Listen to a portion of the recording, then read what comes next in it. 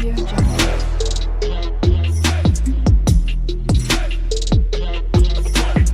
Audio Jungle. Hey guys, இப்போ போன வீடியோவில் நம்ம கிரியேட் பண்ணுறதை பற்றி பார்த்தோம். இந்த வீடியோவில் நம்ம வந்து ரீட் பண்ணுறது பார்க்கலாம். ஸோ கிரியேட் ரீட் அப்படின்னு தான் ஸ்டெப் பை ஸ்டெப்பாக பார்க்கலாம். ஓகேவா? நெக்ஸ்ட்டு அப்டேட்டு, அதுக்கப்புறம் எடிட் அப்படிலாம் பார்க்கலாம். ஓகேவா? அப்டேட் அப்புறம் டெலிட் வரும். எடிட்டில் அப்டேட் டெலிட் வரும். ஃபஸ்ட்டு இப்போ ரீட் பார்க்கலாம். ஸோ ரீட் அப்படின்னா என்ன அப்படின்னா, நம்ம டேட்டா பேஸில் இருக்கிற டோட்டல் இன்ஃபர்மேஷன் நம்ம வந்து ரீட் பண்ணுற மாதிரி.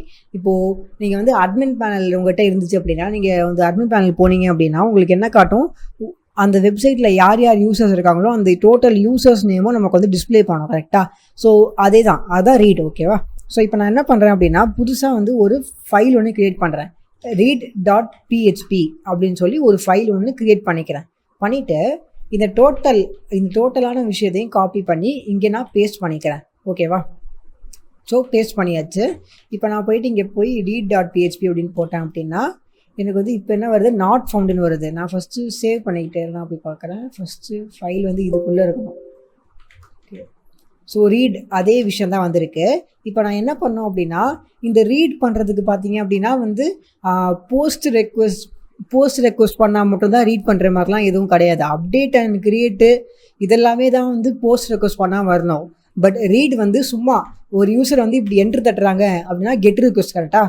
சும்மா கெட் ரிக்வஸ்ட் பண்ணாலே வரணும். அப்படிங்கிறனால என்ன பண்ணுறேன், இந்த இஃப்ங்கிறத நான் எடுத்துடுறேன். இந்த இஃப் ஸ்டேட்மெண்ட்டை நான் வந்து ரிமூவ் பண்ணிடுறேன். இப்படியே இருக்கட்டும். அண்டு இதுவும் நமக்கு யூஸ் ஆகாது, போஸ்ட்டும் யூஸ் ஆகாது, இதுவும் தேவையில்லை. டேரெக்டாக வந்து கனெக்ஷன் ஜஸ்ட்டு ஒருத்தவங்க பேஜை லோட் பண்ணாலே இப்படி என்ட்ரு தட்டினாலே கனெக்ட் ஆகணும். கனெக்ட் ஆகிட்டு இந்த கொரி ரன் ஆகணும் அப்படின்னு கொடுத்துருக்கோம்.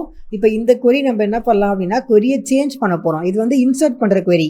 நமக்கு இப்போ வந்து ரீட் பண்ணுற மாதிரி ஒரு கொரி வேணும். ஸோ ரீட் பண்ணுறதுக்கு என்ன கொரி அப்படின்னா, என்ன கமாண்ட் அப்படின்னா, செலக்ட் அப்படின்னு போடுவாங்க ஃபஸ்ட்டு.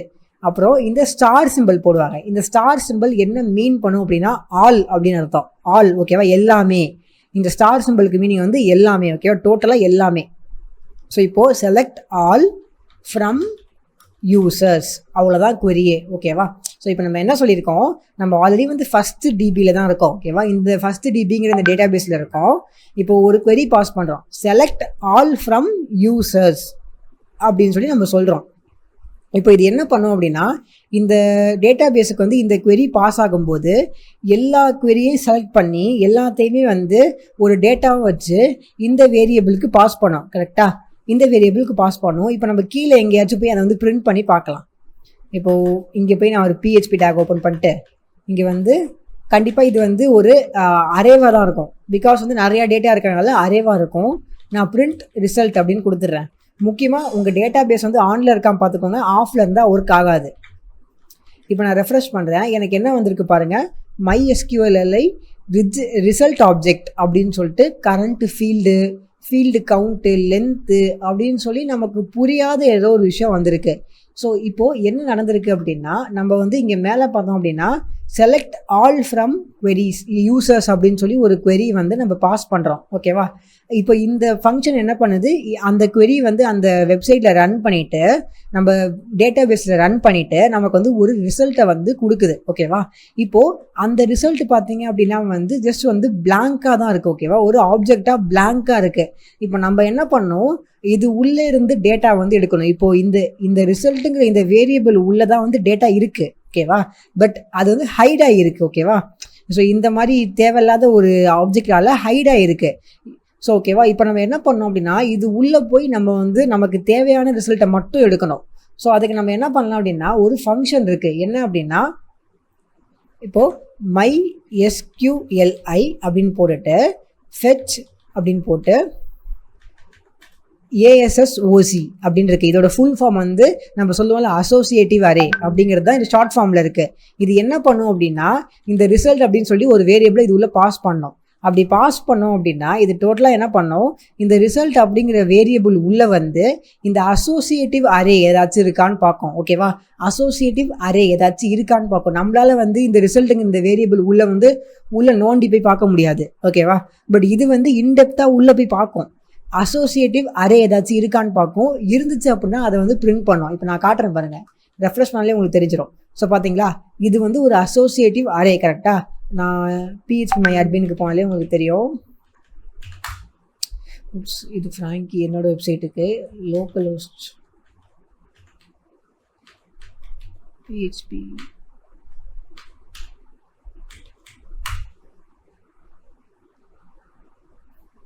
ஸோ இதுக்குள்ளே வந்து ஃபஸ்ட்டு டிபி உள்ள யூசர்ஸ் உள்ள போனோம் அப்படின்னா ஃபஸ்ட்டு ஒன்று என்ன இருக்குது, ID Ashwin, user name Ashwin, password அப்படின்னு இருக்குது. ஸோ ஃபஸ்ட்டு இருக்கிற அந்த அசோசியேட்டிவ் அரே வந்து நமக்கு வந்து உள்ளே போய் அதுவே வந்து இன்டெப்த்தாக கண்டுபிடிச்சி அதை வந்து எடுத்து வந்து நமக்கு வந்து கொடுத்துருக்கு. ஸோ பேசிக்காக இந்த ஃபங்க்ஷன் வந்து நமக்கு வந்து என்ன ரிசல்ட்டோ அதை கொடுத்துரும். பட் அந்த ரிசல்ட் வந்து ப்ராப்பராக இருக்காது, ஒழுங்காக வந்து அலைன் ஆகிருக்காது.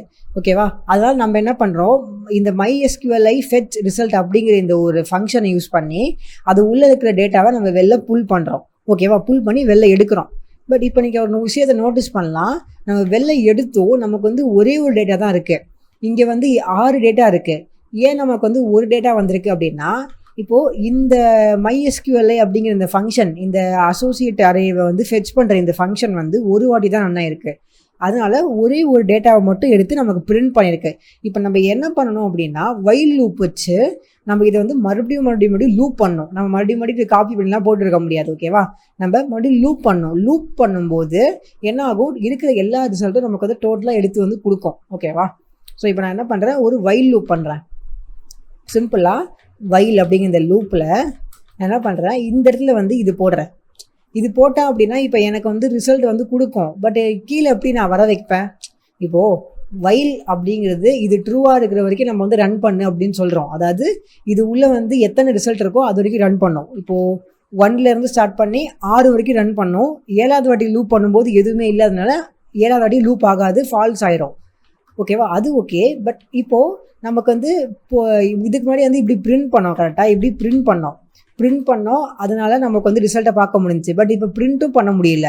இப்போ நம்ம எப்படி இதை பிரிண்ட் பண்ணலாம் அப்படின்னா, இதுக்கு தான் வந்து வேற ஒரு ஆப்ஷன் இருக்குது. என்ன அப்படின்னா, இதை வந்து நம்ம வந்து ஒரு வேரியபிளில் ஸ்டோர் பண்ணிக்கலாம். அது வந்து வேரியபிள் நேம் வந்து நீங்கள் என்ன வேணால் வச்சுக்கலாம். இதை வந்து ஒரு வேரியபிளில் நீங்கள் ஸ்டோர் பண்ணிக்கலாம். ஓகேவா?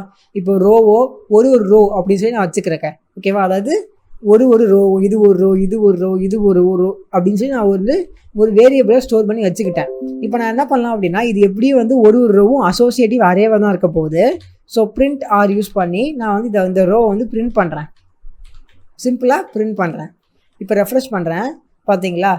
இப்போ கொஞ்சம் ஸ்பேஸ் இல்லாமல் இருக்குது. நான் என்ன பண்ணுறேன் அப்படின்னா, பிரிண்ட் ஆர் டாட் போட்டு BR அப்படிங்கிற இந்த கோடு யூஸ் பண்ணுறேன். அப்போ தான் கொஞ்சம் ஸ்பேஸ் வரும். சேவ் பண்ணுறேன். ஓகே, என்ன எரர் காட்டுது, மேபி இந்த BRங்கிற இந்த கோடை யூஸ் பண்ண முடியாது போல். ஓகே, ஸோ ஓகே, வேறு ஒரு விஷயம் பண்ணலாம். எப்படின்னா, இந்த இடத்துல வந்து நான் வந்து PHP கோடு இருக்கு இல்லையா, நம்ம PHP கோடை இந்த இடத்துல வந்து என் பண்ணிவிட்டு இப்போது இந்த இடத்துல வந்து HTML கோடு கரெக்டாக. இப்போ இதுக்கப்புறம் வரதுல HTML கோடு இந்த இடத்துல வந்து PR அப்படின்னு ரன் பண்ணிவிட்டு மறுபடியும் PHP டேகை வந்து ஓப்பன் பண்ணுறேன். ஸோ இப்போ என்ன நடக்கும் அப்படின்னா, வைல் லூப் வந்து லோட் ஆகுமா, இங்கேருந்து இங்கே தான் வந்து எப்படியும் வந்து வைல் லூப் வந்து எண்ட் ஆக போகுது. ஓகேவா? ஸோ இங்கே தெளிவாக காட்டுது பாருங்கள், இங்கே தான் எண்ட் ஆக போகுது அப்படின்னு சொல்லிட்டு. ஸோ வந்து பேசிக்காக இப்போது இந்த இடத்துல வந்து PHP முடிஞ்சாலும் இது அப்படியே இதுவும் லூப் ஆகும். ஓகேவா? லூப் ஆகிட்டு இந்த இதுவும் ஒரு கம்ப்ளீட் லூப் வந்து இது வரைக்கும் வரும். ஸோ இப்போ நான் சேவ் பண்ணேன் அப்படின்னா எனக்கு பார்த்தீங்கன்னா எப்படியா இருக்குது பாருங்கள். இப்போ நான் நான் வந்து இன்ஸ்பெக்ட் பண்ணி காட்டுறேன். எனக்கு பார்த்தீங்களா இந்த லூப் வந்திருக்கு, BR அப்படின்னு வந்திருக்கு. ஸோ ஃபஸ்ட்டு டைம் என்ன ஆகும், வைல் லூப் மேலேருந்து இப்படி ரன் ஆகும் போது இந்த இடத்துல ஸ்டாப் ஆனாலும் PHP கோடு இந்த இடத்துல ஸ்டாப் ஆனாலும் வைல் லூப் வந்து இன்னும் ஓப்பனில் தான் இருக்குங்க. அதனால இந்த HTMLும் லூப் ஆகும் மறுபடியும். ஓகேவா? லூப் ஆகுறதுனால BR அப்படின்னு சொல்லி ஃபஸ்ட்டு டைம் வந்திருக்கு. அதுக்கப்புறம் மறுபடியும் PHP கோடு ஓப்பன் ஆகிட்டு மறுபடியும் வந்து பிரிண்ட் ரோ பண்ணியிருக்கோம். அதனால ரோ வந்து பிரிண்ட் ஆகிட்டு இந்த லூப் வந்து க்ளோஸ் ஆகுது. கரெக்டாக க்ளோஸ் ஆகுறதுனால மறுபடியும் மேலே போகும். மேலே போயிட்டு இது ட்ரூ ஆர் ஃபால்ஸாக பார்க்கும். ட்ரூ அப்படின்னா மறுபடியும் என்ன பண்ணும், மறுபடியும் BR பிரிண்ட் பண்ணோம், மறுபடியும் வந்து பிரிண்ட் அப்படிங்கிறத பண்ணிவிட்டு மறுபடியும் மேலே போகும். ஸோ இப்படி தான் நடக்குது. ஸோ இப்படி பார்த்தோம் அப்படின்னா ஐடி பார்த்தீங்கன்னா 1 2 3 அப்படின்னு சொல்லி நமக்கு வந்து வரிசையாக பிரிண்ட் பண்ணியிருக்கு. ஸோ இதே யூசர் நேம் பாஸ்வேர்ட்லாம் இருக்குது. இப்போ நம்ம என்ன பண்ணலாம், கீழே இருக்கிற இதெல்லாம் வேணாம் அப்படின்னா நம்ம வந்து எடுத்துடலாம். இப்போது மோஸ்ட்டாக நம்ம வந்து இந்த டிவ் இது மூணுமே நமக்கு வந்து தேவையே படாது. ஸோ எடுத்துட்டோம் அப்படின்னா ஜஸ்ட் வந்து கிரியேட் அப்படிங்கிறதுல வந்து நம்ம வந்து ரீட் அப்படின்னு மாற்றிடலாம். ரீட் அப்படின்னு மாற்றணும் அப்படின்னா டேட்டா வருது. இதுலேயே நீங்கள் வந்து யூசர் நேம் மட்டும் எடுக்கணும் அப்படின்னா இப்படி பண்ணலாம். நார்மலாக அசோசியேட்டிவ் அரேலேருந்து நம்ம எப்படி எடுப்போம், இப்படி போட்டு யூசர் நேம் அப்படின்னு போட்டோன்னா வரப்போகுது. சிம்பிள், அவ்வளோதான். யூசர் நேம் அப்படின்னு சொல்லி நமக்கு வந்து பிரிண்ட் ஆகிடுச்சு. ஓகேவா? ஸோ இந்த மாதிரி கான்செப்டில் பண்ணலாம். அப்படி இல்லை அப்படின்னா இந்த மாதிரி டோட்டலாக ரிசல்ட் வேணும் அப்படின்னா இப்படி மாற்றிட்டு நீங்கள் இப்படி பிரிண்ட் பண்ணீங்க அப்படின்னா இப்படி வரப்போகுது. பட் இப்போ நான் என்ன பண்ணுறேன் அப்படின்னா இதில் வந்து பிஆர்ன்னு இருக்குல்ல, இதுக்கு பதிலாக நான் வந்து பிஆர்இ அப்படின்னு யூஸ் பண்ணுறேன். பிரிண்ட் ஆன அப்புறம் இந்த இடத்துல இந்த லூப் முடியுது இல்லை, நான் இந்த இடத்துல கம்ப்ளீட் ஆக விடாமல் நான் என்ன பண்ணுறேன் அப்படின்னா இங்கே வந்து கம்ப்ளீட் ஆக விட்டுறேன் பிஹெச்பியை. ஓகேவா? இப்போது மறுபடியும் இங்கே வந்து ஒரு பிஹெச்பி டேகை ஓப்பன் பண்ணுறேன். ஓகேவா? ஸோ இப்போ இதுக்கு நடுவில் வர்றது எல்லாமே சம் ஹெச்டிஎம்எல் கோடு கரெக்டாக, அதுவும் லூப் ஆக போகுது. ஸோ நான் என்ன பண்ணுறேன் அப்படின்னா சிம்பிளாக இந்த இடத்துல வந்து பிஆர்இ அப்படிங்கிற டேகை வந்து கம்ப்ளீட் பண்ணுறேன். இது என்ன பண்ணும் அப்படின்னா ஜஸ்ட் வந்து ஒரு ஸ்பேஸ் கொடுக்கும், அவ்வளோதான். ஸோ ரெஃப்ரெஷ் பண்ணேன் அப்படின்னா இந்த மாதிரி வந்து ஒரு ஸ்பேஸ் கொடுத்துருக்கு பாருங்கள். ஸோ இப்படி வந்து ஒரு ரிசல்ட் மாதிரி இப்படி கொடுக்கும். ஓகேவா? ஸோ இப்படி வருது. இது வந்து ஏன் அப்படின்னா இந்த என்ன சொல்கிறது, இந்த டிவ் வந்து அப்படி தான் டிசைன் பண்ணியிருப்பாங்க. இப்போ சின்னது பண்ணிப்போம். மோஸ்ட்டாக இந்த டிவ் வந்து இவ்வளோ தான் ஹைட் வரணும் அப்படின்னு சொல்லி டிசைன் பண்ணியிருப்பாங்க. அதனால தான் இந்த ஹைட்டு மட்டும்தான் வருது. ஸோ அது ப்ராப்ளம் இல்லை, அது டிசைனிங்கில் தான் ப்ராப்ளம். ஓகே, ஸோ இந்த மாதிரி வந்து வரிசையாக வந்து நமக்கு வந்து வரும். ஸோ ஐடி என்ன, யூசர் நேம் என்ன, பாஸ்வேர்டு என்ன, அதே மாதிரி ஐடி என்ன, யூசர் நேம் என்ன, பாஸ்வேர்டு என்ன. ஸோ இப்போது நீங்கள் சோர்ஸ் கோடு பார்த்தாலும் எப்படி இருக்குது அப்படின்னா ஃபஸ்ட்டு பிஆர்இ வருதா, அப்புறம் பிஆர்இ முடியுது. ஓகேவா? ஸோ பிஆர்இ இங்கே முடிஞ்ச அப்புறம் தான் இது இந்த லூப்பே முடியுது. ஓகேவா? ஸோ அதனால தான் இந்த மாதிரி இருக்குது. நெக்ஸ்ட் மறுபடியும் வந்து மேலே போகும்போது மறுபடியும் பிஆர்இ வருது. நெக்ஸ்ட் அதுக்கப்புறம் மறுபடியும் இன்னொரு பிஹெச்பி ஓப்பன் டேக் பண்ணி இந்த மாதிரி பண்ணுறோம். ஓகேவா? ஸோ இந்த மாதிரி வந்து ஹெச்டிஎம்எல்லையும் பிஹெச்பியும் நீங்கள் வந்து மிக்ஸ் பண்ணி கூட கோட் பண்ணலாம். ஸோ இந்த வீடியோவில் உங்களுக்கு இந்த 2 கான்செப்டும் உங்களுக்கு புரிய வைக்கிறதுக்காக தான் இந்த வீடியோ. எப்படி வந்து ரீட் பண்ணலாம் அப்படிங்கிறதும், நீங்கள் எப்படி வந்து ஹெச்டிஎம்எல்லையும் பிஹெச்பியும் மிக்ஸ் பண்ணி பண்ணலாம் அப்படிங்கிறது தான். ஸோ இப்போ குழப்பமாக இருந்தாலும் நம்ம நிறைய இதை யூஸ் பண்ண உங்களுக்கே பழகிடும். ஓகேவா?